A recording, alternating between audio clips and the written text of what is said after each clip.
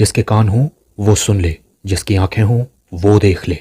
हम उन लोगों के लिए विशेष धन्यवाद देना चाहते हैं जो हमें SBI पे, गूगल पे और पेपलिंक के द्वारा हमारी सेवकाई में बोते हैं। डिस्क्रिप्शन बॉक्स में दिए हुए लिंक से आप भी बो सकते हैं। ये हमारे 3 चैनल्स हैं और अब आप हमें टेलीग्राम पर भी ढूंढ सकते हैं।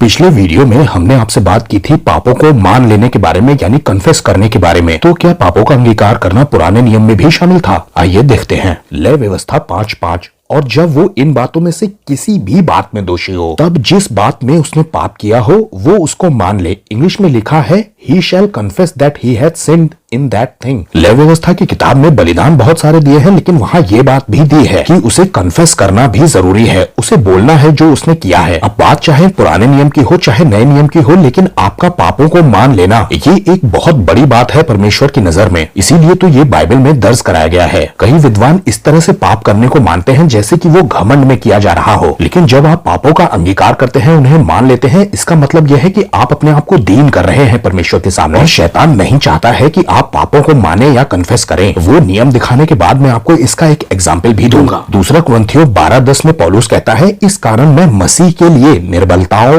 और निंदाओं में और दरिद्रता में, उपद्रवों में, संकटों में प्रसन्न हूँ, क्योंकि जब मैं निर्बल होता हूँ तभी मैं बलवंत होता हूँ। When I am weak, then I am strong। Bible का नियम यह है कि जब आप अपने आप को सबसे ज्यादा वीक महसूस कर रहे हो तब आप सबसे ज्यादा स्ट्रांग होते हैं, क्योंकि तब आपके अंदर मसीह में परमेश्वर की सामर्थ काम कर रही होती है, क्योंकि आपका पूरा भरोसा परमेश्वर पर और परमेश्वर की सामर्थ पर होता है उस वक्त। अब इसे कन्फेशन करने से जोड़िए जरा। जब आपने अपने पापों को मान लिया तब जान लीजिए कि शैतान किस चीज की वजह से आप पर दोष लगाएगा, क्योंकि पाप तो आप मान ही ले रहे हैं कि आपने किया है। अब शैतान का जो दोष लगाने वाला कैरेक्टर है वो काम कर नहीं सकेगा। अब एस्तर की किताब में एक तरह का एग्जाम्पल देखिए। एक तरफ राजा है जो कि परमेश्वर को दिखाता है, एक तरफ एस्तर रानी है जो कि कलीसिया को या विश्वासी को दिखाती है, लेकिन एक तरफ हामान भी है जो शैतान को दिखाता है। लेकिन जब एस्तर कन्फेशन करती है राजा के सामने, अपनी आइडेंटिटी बताती है, तो आगे की घटना में ये होता है कि जो हामान था वो एस्तर के घुटनों पे आ जाता है। यकीन जानिए कि जब आप कन्फेशन करते हैं परमेश्वर के सामने तो शैतान और उसकी दुष्ट आत्माएं कांपने लगती हैं। एस्तर ने अपनी जूइश आइडेंटिटी को छुपाया था राजा के सामने, लेकिन एक सही समय पर अपने आप को दीन करते हुए राजा के सामने उपवास में उसने जब अपने बारे में सच बताया तो बहुत कुछ घट गया वहां पर। शैतान की एक बड़ी योजना विफल हो गई और परमेश्वर की एक बड़ी योजना सफल हो गई। हर मनुष्य के अंदर जो शारीरिक स्वभाव होता है वो तो ये कहेगा ही, अपने पाप को मान के करोगे क्या, परमेश्वर को क्या बताओगे,